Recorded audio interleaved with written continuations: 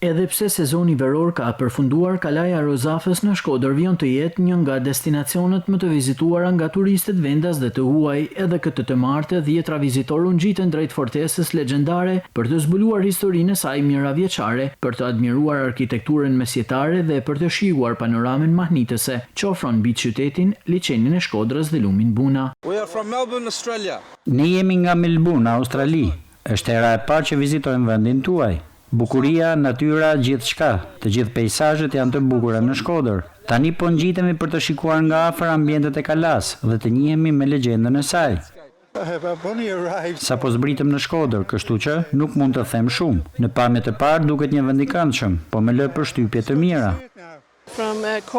Jam nga Corku i Irlandës, është hera e parë për mua që vi në Shqipëri, po pres me padurim të shikoj Kalan.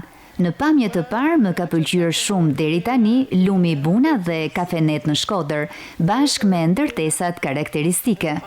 Interesi i lartë i vizitorëve dhe jashtë sezonit turistik dëshmon në rëndësinë kulturore e historike që kjo kala ka për trashëgimin ton kombëtare, por edhe potencialin e madh që turizmi kulturor ka gjatë gjithë vitit.